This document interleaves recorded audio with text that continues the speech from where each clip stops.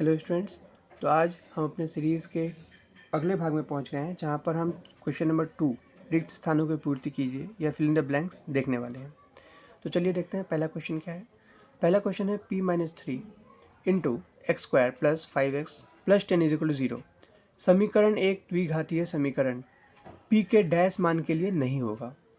The equation p-3 into x square plus 5x plus 10 is equal to 0 will not be a quadratic equation for p equals to.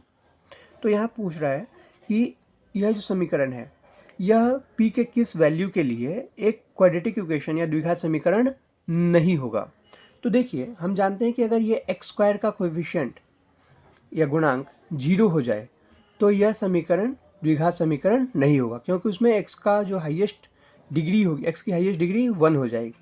ठीक है, तो यहाँ हम देख सकते हैं कि हम कहें कि p-3 जो एक्स स्क्वायर का कोएफिशिएंट है, अगर यह 0 के बराबर हो जाए, 0 हो जाए, तो यह समीकरण द्विघात समीकरण नहीं होगा। तो p इज इक्वल टू 3। तो हमारा आंसर क्या होगा?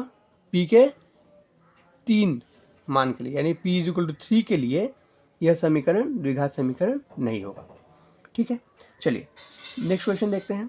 किसी निश्चित समय में मूलधन और चक्रवृद्धि ब्याज के योग का योग कहलाता है। The sum of principal and compound interest in certain time is called. तो ये बहुत ही आसान क्वेश्चन है। मूलधन और चक्रवृद्धि ब्याज का योग मिश्र धन कहलाता है।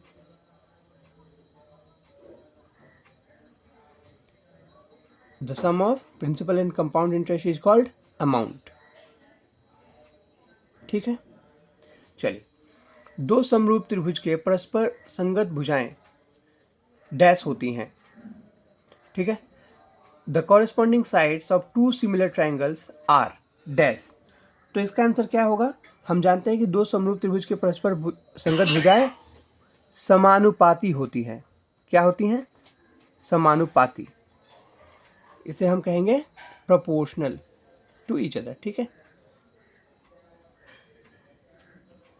चलिए अगले क्वेश्चन को देखते हैं।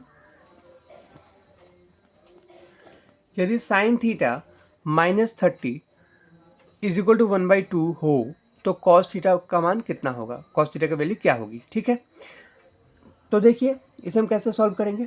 हम कहेंगे कि sine theta -30 is equal to 1/2। Sine theta -30 is equal to 1/2। हम जानते हैं कि उस साइन की वैल्यू 1/2 कब होती है? 30 डिग्री पे। तो हम इसे पुट कर दे वैल्यू को। Theta -30 is equal to sine 30 degree, which means theta -30 is equal to 30 degree, which means degree होगी, which means theta is equal to 30 degree plus 30 degree, यानी कि theta is equal to 60 degree. अब हम देखें cos theta की value क्या हो जाएगी। Cos theta is equal to cos 60 degree, और कॉस 60 डिग्री का मान होता है 1/2। ठीक है, cos theta at cos 60 degree is equal to 1/2। ठीक है, चलिए अगले क्वेश्चन को देख लेते हैं। एक वृत्ताकार शंकु का आयतन भी अर्धव्यास r तथा ऊंचाई h हो तो h बराबर होगा।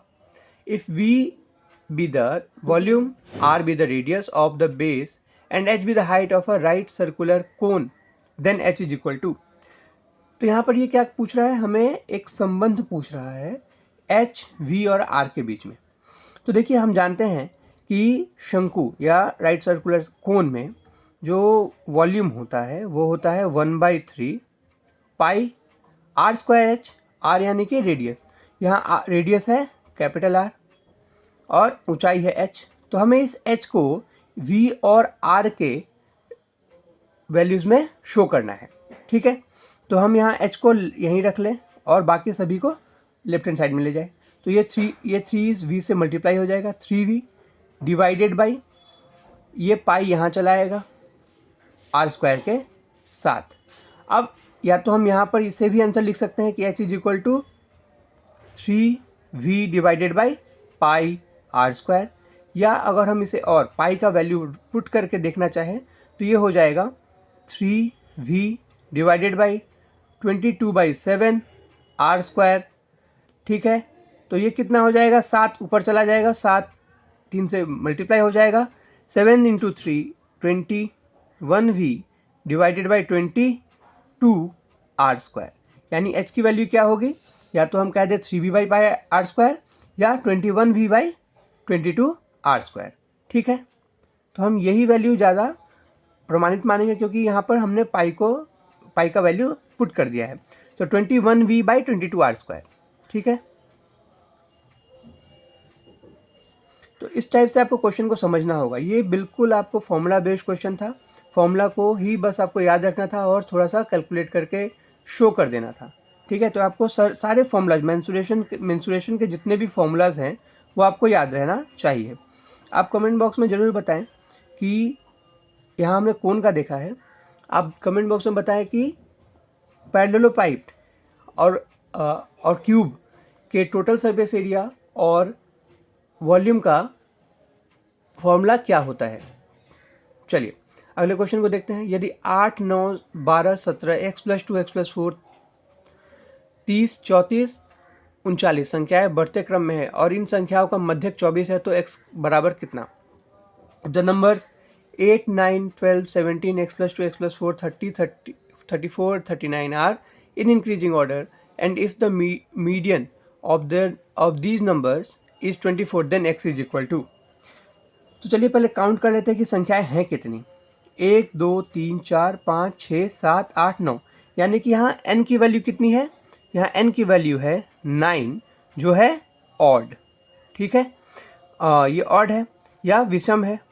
तो विषम के केस में हम जानते हैं कि मीडियन का जो फॉर्मूला होता है वो होता है n+1 बाई 2th संख्या।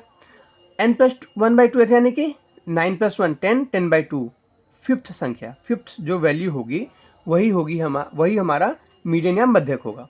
ठीक है, तो यहाँ से देखिए 5th वैल्यू क्या है, 1 2 3 4 5, यानी कि x+2 इज इक्वल टू मध्यक जो है 24 या 24। ठीक है, तो x की वैल्यू कितनी हो जाएगी 24, ये +2 राइट हैंड साइड में जाएगा तो माइनस, और ये वैल्यू हो जाएगी 22। ठीक है, तो ये वैल्यू कितनी हो जाएगी 22। चलिए मिलते हैं अगले क्वेश्चन में।